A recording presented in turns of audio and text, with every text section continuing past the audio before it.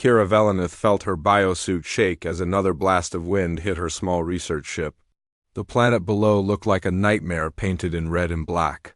Helios Prime stretched out beneath her, its surface covered in jagged rocks and violent storms that never seemed to end. Lightning danced across the dark clouds while the ground glowed red-hot in some places and looked frozen solid in others. She had come here alone, which was against every safety rule her people had. The Zephyrian Confederation did not send single ships to Death Worlds. But Kira was not like other Zephyrians. She was as an archaeologist, someone who studied the ruins of dead civilizations, and she had spent years asking permission to visit this cursed place. The ancient ruins on Helios Prime were older than most star systems. They had been built by a race that no one remembered, carved from stone that could survive anything the planet threw at them.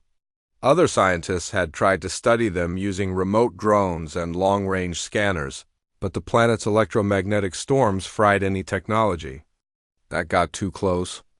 The only way to learn their secrets was to go down there in person. Her ship's computer spoke in the calm voice that all Zephyrian AI used. Warning: atmospheric conditions are beyond safe parameters. Gravity is 3.2 times standard. Surface temperature varies from -150 to +200 degrees Celsius. Electromagnetic interference will reduce suit effectiveness by 60%. Kira knew all of this already. She had studied the reports from every expedition that had tried to land on Helios Prime in the past 200 years. The Corvan Empire had sent their best environmental specialists and lost an entire research team when their suits failed during a storm. The Nexus Federation had built a heavily shielded outpost that lasted exactly 4 days before the planet's crushing gravity caused structural collapse. Even the Void Runners, who were famous for going places no sane being would visit, had taken one look at Helios Prime and decided it was not worth the risk, but Kira had something the others did not have. Her biosuit was the newest design from the Zephyrian Science Division. It cost more than most people earned in their entire lives and could keep her alive in conditions that would kill other species in seconds. The suit was like wearing a tiny spaceship that moved with her body. It had its own air supply, temperature control, radiation shielding, and artificial gravity field. She began her descent through the planet's atmosphere. The ship bucked and rolled as it hit layers of superheated gas and electrical storms. Her shields flared bright blue as they deflected chunks of rock and ice that flew through the air like bullets. The planet did not want visitors, and it made that very clear to anyone foolish enough to try landing. The surface came up fast. Kira fired her landing thrusters and set down in a valley between two massive stone structures that rose like mountains from the broken ground. These were the ruins she had come to study. They were carved with symbols that hurt to look at directly, as if they contained meanings too. Complex for most minds to understand, she stepped out of her ship and immediately felt the weight of the planet trying to crush her. Even with her suit's artificial gravity field, walking felt like moving through thick mud. Every step required effort that would have exhausted a normal person in minutes. The air outside was poison, filled with sulfur compounds and tiny sharp crystals that could cut through metal if they hit fast enough. Her suit's sensors painted a picture of the world around her that was both beautiful and terrifying. The ruins stretched for kilometers in every direction, following patterns that made perfect sense from above, but seemed impossible when standing among them. Whoever had built this place had understood mathematics and engineering in ways that the current galactic civilization could barely imagine. Kira began her work, using her suit's recording systems to document everything she could see. The symbols on the walls told a story, but it was written in a language that had been dead for millions of years. Some of the markings seemed to shift and change when she was not looking directly at them, as if they were alive and responding to her presence. Hours passed as she worked. Her suit's power system struggled against the planet's electromagnetic interference. Warning lights began flashing on her display, telling her that various systems were operating beyond safe limits. The temperature regulation was working too hard. The air recycling was clogged with toxic particles. and the artificial gravity field was draining power faster than it could be replaced. She was deep in the ruins, recording a wall of symbols that seemed to describe some kind of energy conversion process when her long-range sensors detected something impossible. A ship was approaching Helios Prime, not just any ship, but one that did not match the design of any known civilization. Kira watched through her suit's external cameras as the unknown vessel descended through the same atmospheric hell that had nearly destroyed her own ship, but this ship was different. It looked crude, almost primitive, with hull plating that appeared to have been welded together from spare parts. It had no visible energy shields, no advanced landing systems, and no obvious way to survive the planet's hostility, yet somehow it was landing successfully just a few kilometers away from her position. Kira felt a mixture of curiosity and fear. In all the galaxy's recorded history, no unknown species had ever been discovered. Every intelligent race had been catalogued and contacted centuries ago. So what was this ship, and who was flying it? Her suit's communication systems crackled with interference as she tried to scan the new arrival. Through the static and noise, she caught fragments of what sounded like a voice speaking in a language she had never heard before. It was rough and simple compared to the flowing musical tones of Zephyrian speech, but there was something about it that made her want to listen more carefully. The unknown ship had landed, and someone was moving around outside it. Kira's sensors could barely make out a figure in what looked like a basic environmental suit, far less advanced than her own equipment. Whoever it was seemed to be setting up some kind of camp or research station, working in the middle of conditions that should have killed them instantly. She decided to move closer and investigate. As she walked through the ruins toward the landing site, another electromagnetic storm began building on the horizon. The sky turned darker and lightning began dancing between the ancient stone structures. Her suit's AI warned her that this storm would be particularly severe and recommended immediate return to her ship, but Kira could not leave now. For the first time in galactic history, someone else had successfully landed on Helios Prime and appeared to be surviving. She had to know who they were and how they were managing to stay alive on this impossible world. The storm hit faster than Kira expected.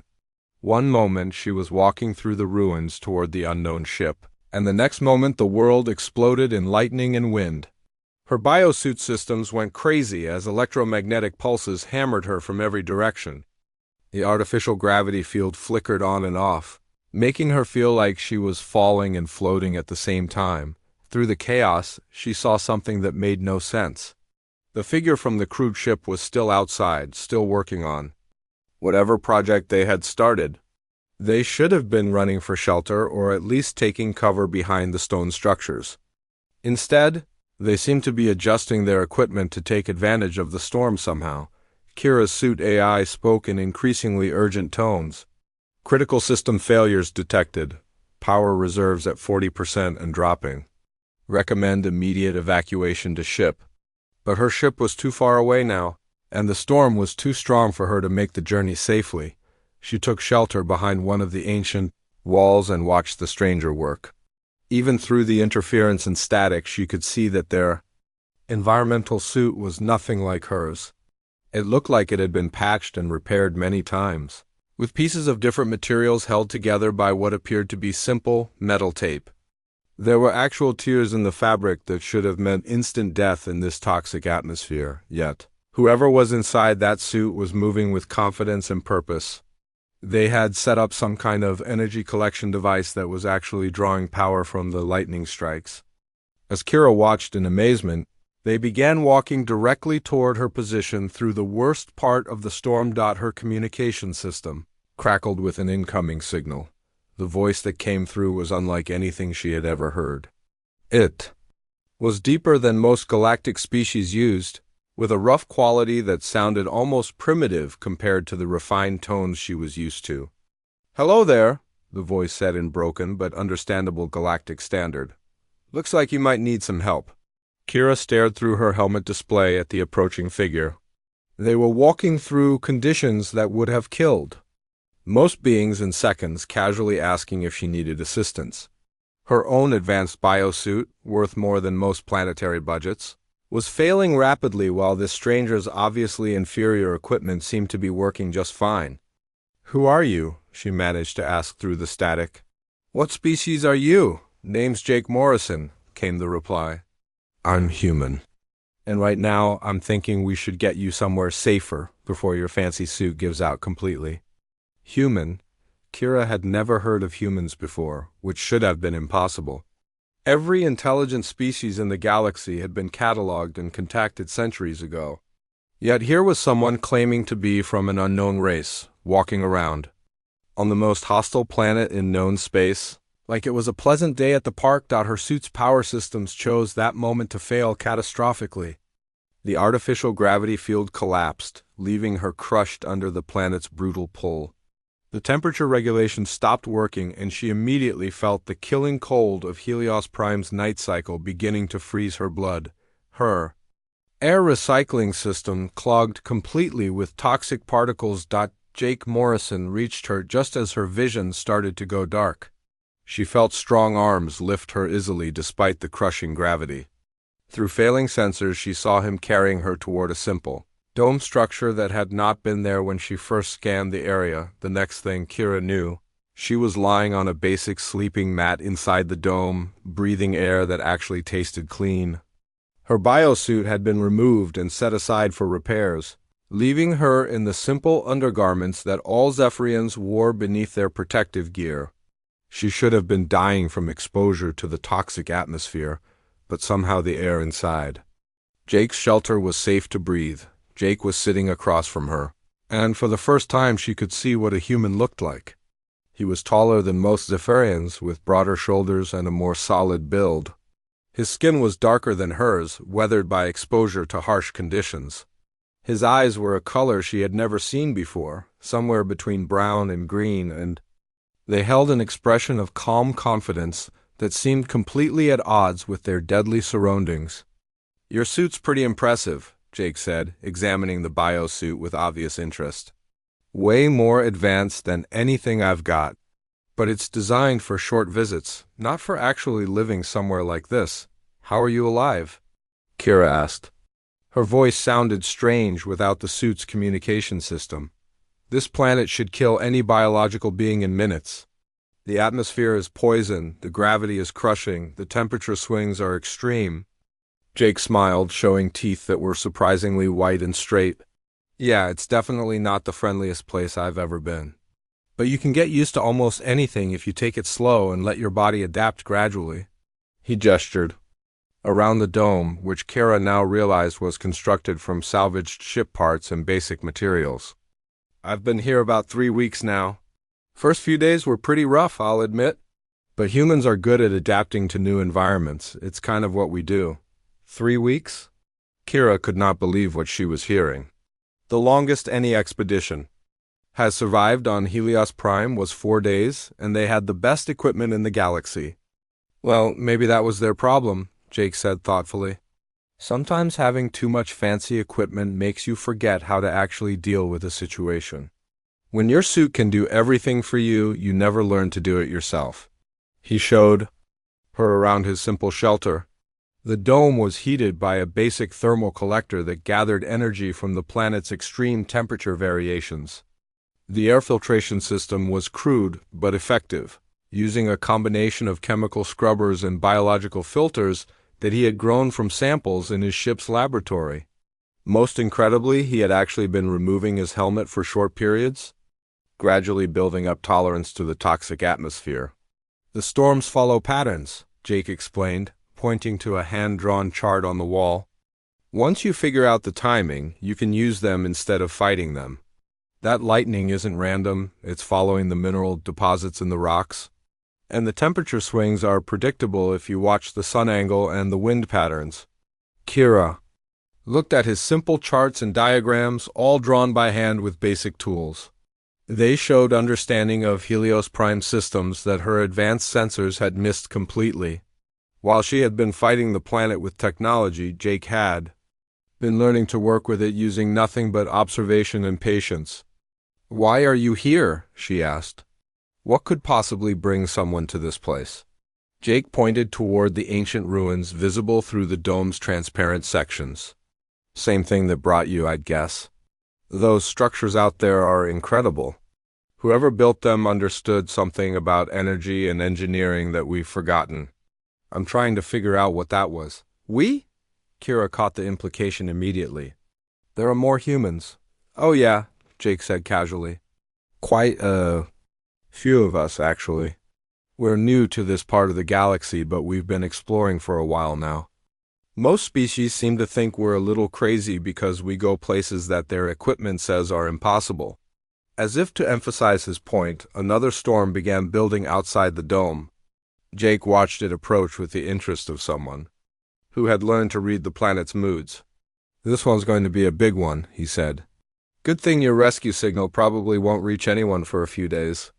Kira realized she was stranded on the most dangerous planet in known space with a member of a species that should not exist, using equipment that should not work in conditions that should have killed them both hours ago.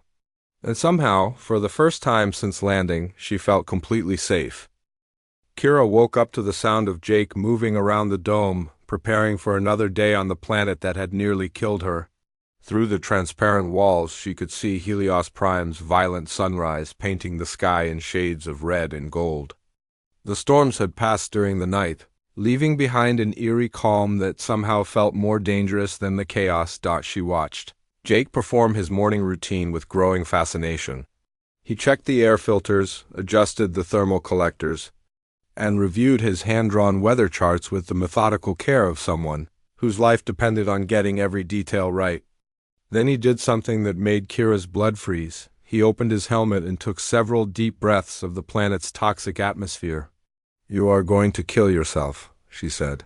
Sitting up quickly on the sleeping mat, Jake looked over at her with that calm smile she was beginning to recognize. I've been doing this for 2 weeks now, he said, his voice slightly hoarse from the harsh air. Started with just a few seconds at a time. Human lungs are pretty good at filtering out toxins if you give them a chance to adapt gradually. He sealed his helmet again and began gathering equipment for the day's work. The trick is not to fight what your body is telling you. When the air burns your throat, that's not necessarily damage. Sometimes it's just your system learning to process something new. Kira had studied hundreds of species in her career as a xenorchaeologist, but she had never encountered anything like human adaptability. Most galactic civilizations had long ago developed technology that protected them from harsh environments, which meant they had lost the biological flexibility to survive without it. But humans seem to embrace discomfort as a learning experience. Where did your people come from? She asked as Jake prepared to leave the dome. How is it that no one in the Confederation has ever heard of humans before? We're from a planet called Earth, in what you probably call the Outer Rim, Jake replied, checking his crude environmental suit one more time. We only developed faster-than-light travel about 50 years ago.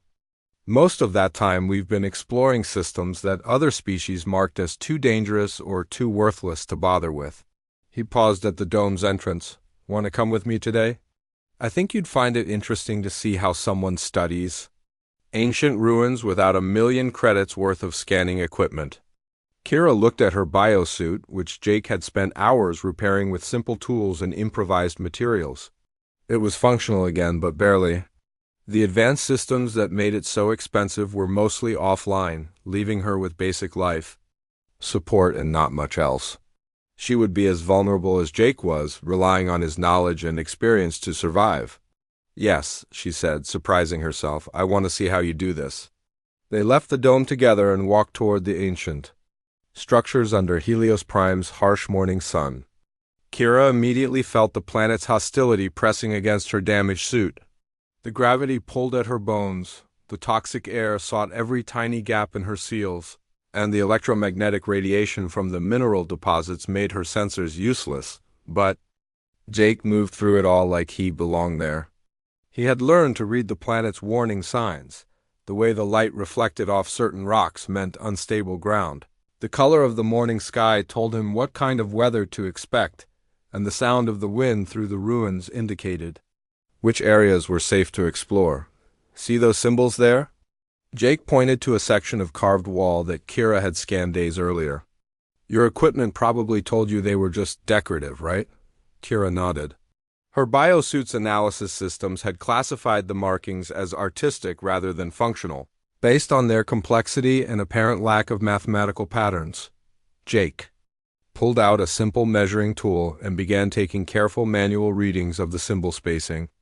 Watch what happens when you measure the distances between them using the planet's natural units instead of galactic standard measurements.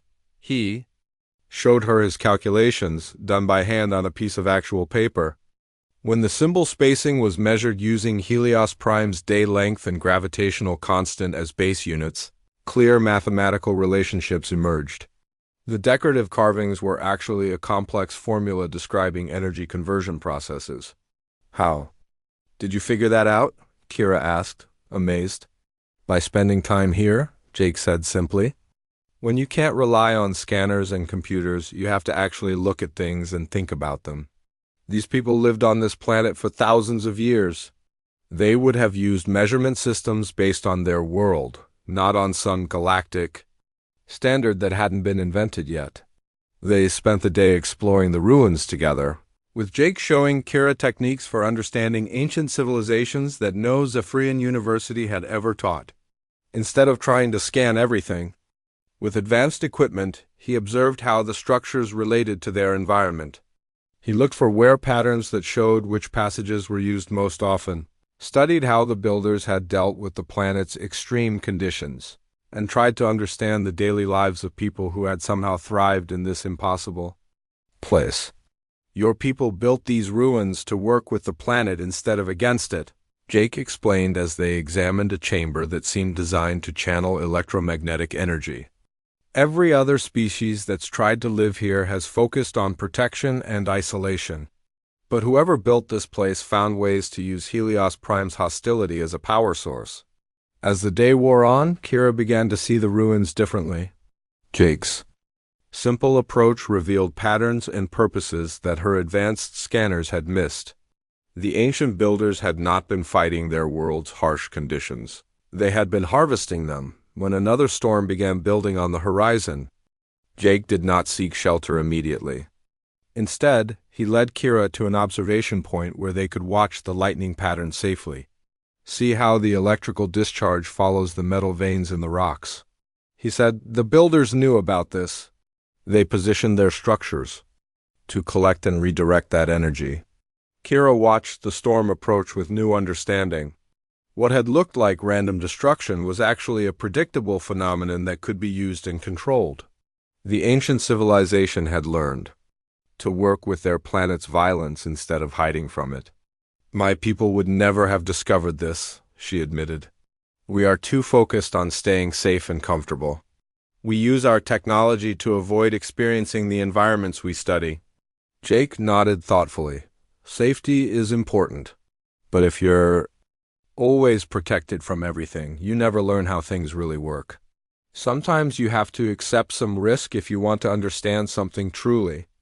As they made their way back to the dome before the storm hit, Kira found herself thinking about the implications of what she had learned. The Zephyrian Confederation, like most galactic civilizations, had spent centuries developing better ways to avoid dangerous environments.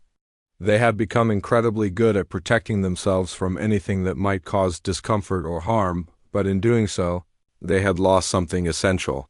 They had lost the ability to adapt, to learn through direct experience and to find opportunities where others saw only threats. Humans like Jake had kept those abilities, which was why they could succeed where more advanced species failed. That night, as the storm raged outside their simple dome, Kira made a decision that would have shocked her colleagues back home.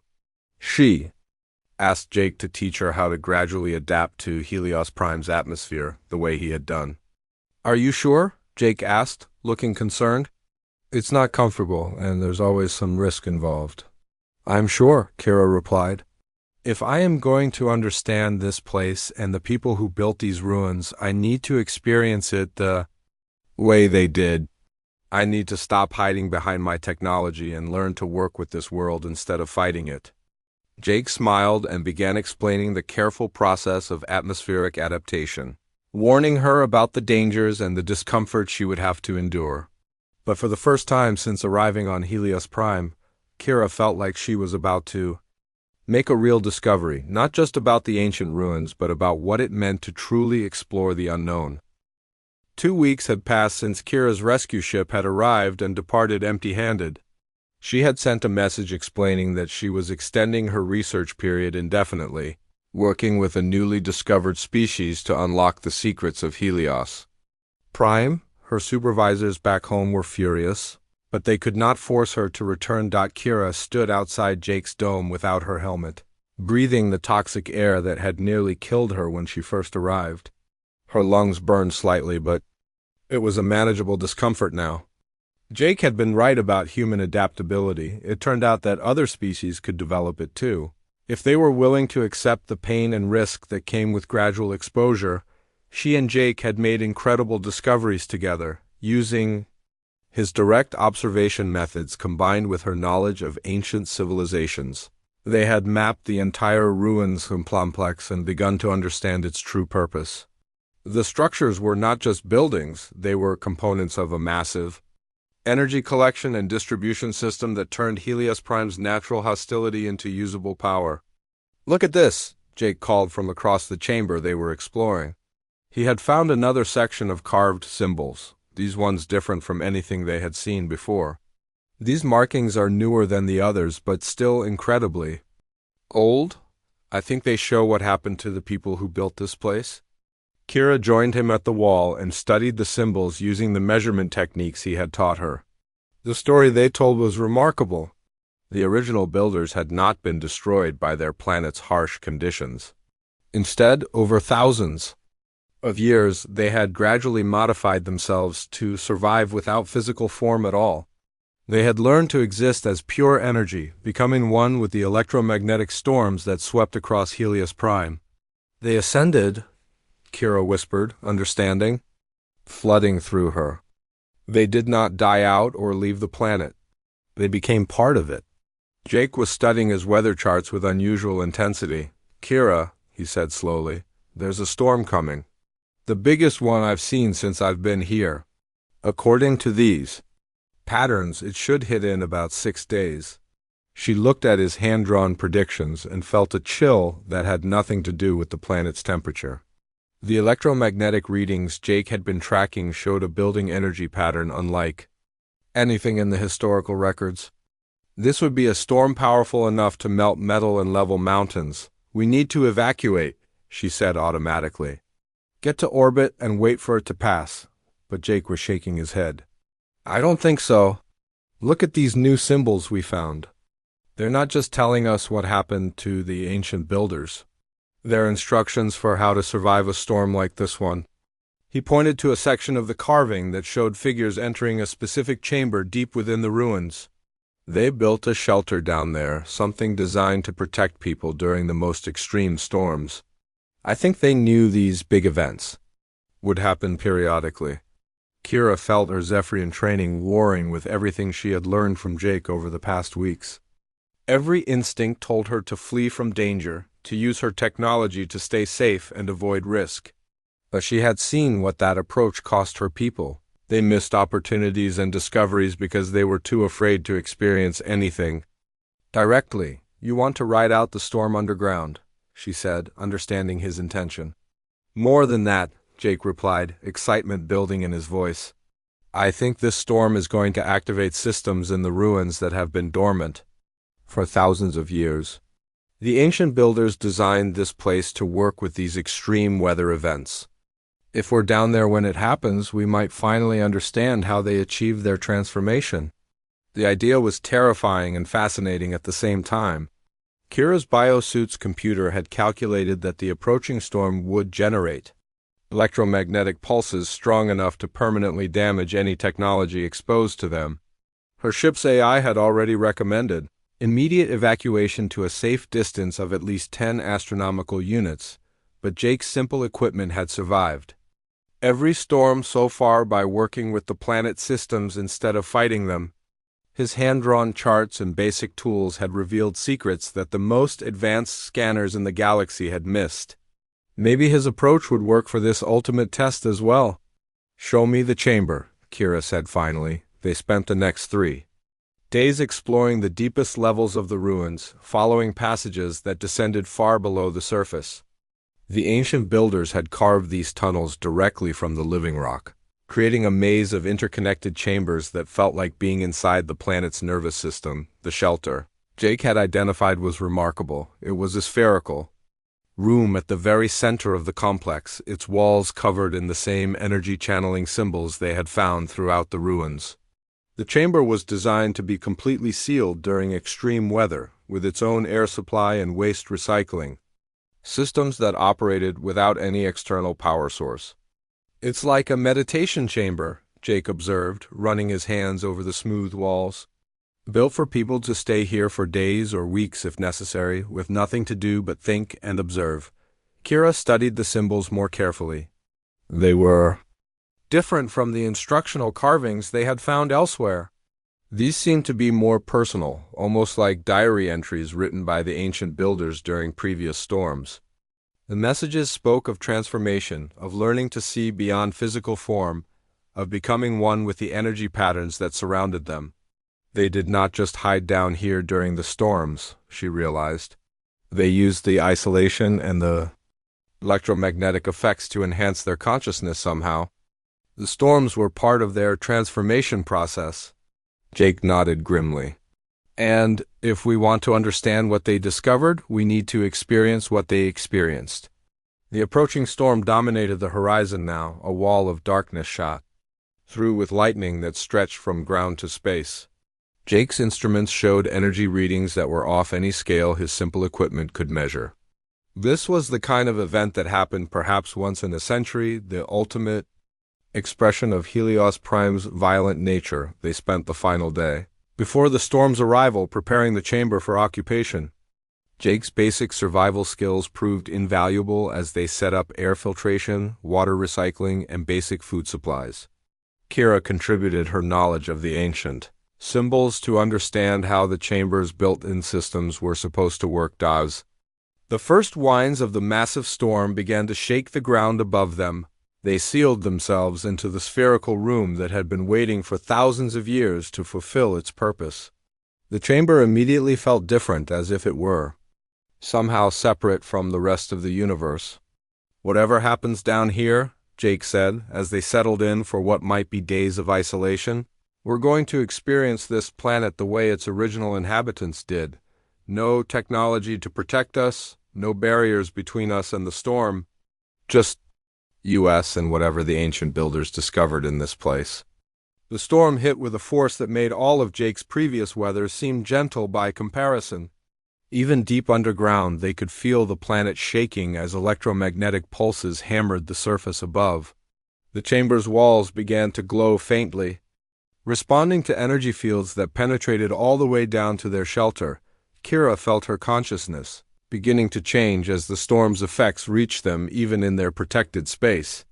The ancient builders had been right. This was not just a weather event, but a transformation opportunity. And she and Jake were about to discover what it meant to truly become one with the most hostile planet in known space. The real test was just beginning. The chamber walls pulsed with energy that seemed to flow through Kira's body like liquid lightning. Above them, the greatest storm in Helios Prime's recorded history raged with fury that could level cities and boil oceans. But down in the ancient shelter, something incredible was happening. Jake sat cross-legged in the center of the spherical room, his eyes closed and his breathing steady despite the chaos surrounding them.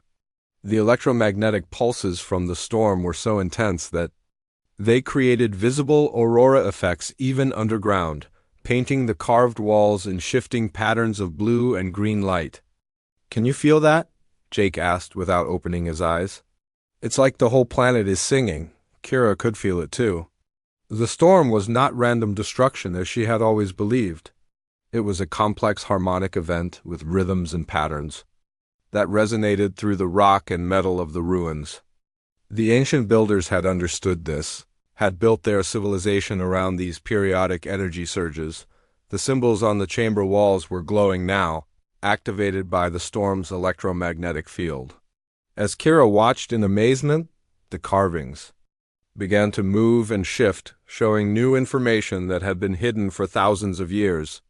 The ancient builders had left a message that could only be read during events like this one. "Jake, look at this," she whispered. "The walls are telling a story." Together they watched as the glowing symbols revealed the truth about Helios Prime's original inhabitants. They had been much like the current galactic civilizations at first, using technology to protect themselves from their world's harsh conditions. But over generations they had realized that their planet's violence contained incredible power that could be harnessed and used. Instead of fighting Helios Prime's natural systems, they had learned to work with them. They had modified their bodies to survive the toxic atmosphere, adapted their minds to process the complex energy patterns of the storms, and eventually discovered how to exist as pure consciousness within the planet's electromagnetic field. The transformation had taken thousands of years. Each generation had pushed a little further, accepted a little more risk, adapted a little more completely to their hostile environment. In the end, they had transcended physical form entirely, becoming beings of living energy that moved through the storms like fish through water. "They are still here," Kira realized with sudden clarity. "That's what I've been sensing in the ruins." The builders never left. They became part of the planet itself. As if responding to her words, the chamber filled with a presence that was unmistakably intelligent. Not a voice or a vision, but a direct communication that bypassed language entirely. The ancient builders were indeed still present on Helios Prime, existing within the energy patterns that most species saw only as destructive weather. The storm above them was their way of touching the physical world, of interacting with the solid matter they had once called home. During these great events, the boundary between energy and matter became thin enough for them to reach through and make contact with any beings brave enough to experience the storms directly. Jake opened his eyes and looked at Kira with an expression of wonder. "They're trying to teach us something. Not just about surviving here, but about what comes after survival." The message from the ancient builders flowed through both of them simultaneously. Consciousness was not limited to biological form. Intelligence could exist in many different states, and the most advanced civilizations were those that learned to transcend their physical limitations. But this transformation could not be achieved through technology alone. It required willingness to experience discomfort, to adapt gradually, and to work with natural forces instead of fighting them. This was why humans had succeeded where other species failed. Not because they were stronger or more advanced, but because they had retained the flexibility to change themselves when circumstances required it. The galactic civilizations had become dependent on their technology for protection and comfort, losing the ability to grow and adapt. The storm continued for 3 days. During that time, Kira and Jake experienced Helios Prime as its original inhabitants had intended. They felt the planet's energy flowing through their bodies, learned to read the complex patterns of the electromagnetic fields, and began to understand how consciousness could exist in forms other than biological. When the storm finally passed, they emerged from the chamber fundamentally changed. Not transformed into energy beings like the ancient builders, but expanded in ways that would take years to fully understand. They had touched something